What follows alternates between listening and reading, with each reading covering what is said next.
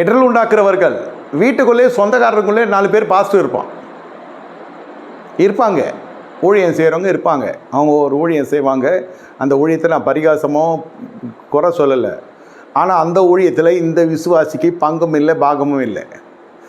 இந்த நான் உலகத்தில் நடக்கிறத சொல்ல, இந்த விசுவாசி என்ன செய்வாங்க, என் மாமன் ஊழியம் பண்ணுறான், என் மச்சான் ஊழியம் பண்ணுறான், அங்காளி பங்காளி சொந்த பந்தம் என் கூட படித்தவன் அவன் ஊழியம் பண்ணுறான், அவனுக்கு நான் காணிக்க அனுப்புகிறேன், கொடுங்க.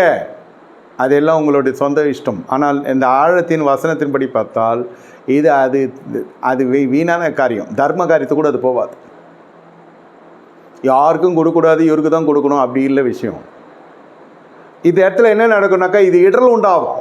ஏன் கொடுக்குறேன்ற அளவுக்கு வந்துடும். நீங்கள் இது எப்படி நீங்கள் போட்டு பார்த்தாலும் இதை சொல்லாமல் இருக்க முடியாது. எதுக்கு இப்போது ஒருத்தர் சொல்லலாம் பழைய ஏற்பாடோட தசமமாக போச்சுன்னுமா, இன்னும் புதிய ஏற்பாட்டில் ஐயோ இந்த மாதிரிலாம் கொடுத்து தான் அவன் செழிப்பாக இருக்கிறான்மா. இடரல் உண்டாக்குறானா? உண்டாக்குறாங்களா இல்லையா? காணிக்க விஷயத்தில் மட்டும் இல்லை, ஆலய ஆராதனை கலந்து கொள்கிறதுலேருந்து நீங்கள் ஆவிக்குரிய அந்யோன்யம் கடைபிடிக்கிறதுலேருந்து ஆண்டவரோடு நீங்கள் ஜீவிக்கிற வரைக்கும் இடரல் உண்டாக்கி கொண்டே தான் இருப்பாங்க. அது அவ்வளோ சரியில்லை, இது சரியில்லை, அது சரியில்லை. அவன் ஊழியம் செய்கிறாங்களோ அவங்க அட்டூழியம் செய்கிறாங்களோ அது ரெண்டாவது. நீங்கள் கிறிஸ்துக்குள்ளே வளருகிறது கொஞ்சத்தில் உங்கள் சூழ்நிலைகள் விடாது. நீங்கள் வேணால் பாருங்கள், என்னை பின்தொடர்ந்து வருகிறவங்களாம் அறிமுகப்படுத்தினவர்கள் ஒருத்தங்க இருப்பாங்க உங்களுக்குன்னு.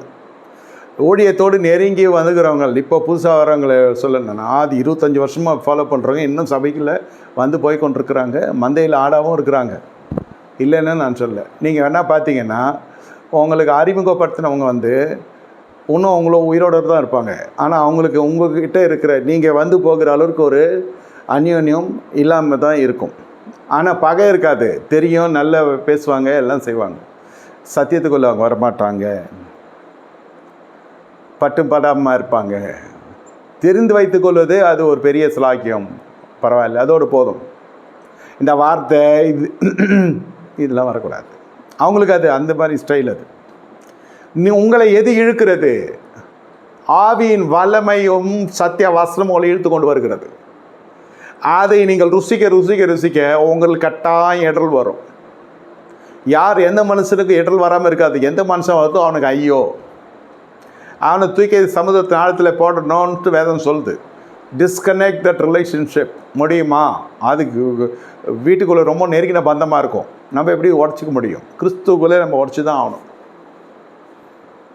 அதாவது அது சமுத்திர ஆழத்தில் போடுறதுனாலக்கா அவனை பிடிச்சி தள்ளிடுறது இல்லை. நான் சொல்கிறது அதுக்கு சமுத்திர ஆழத்தில் கத்துனா கேட்குமா?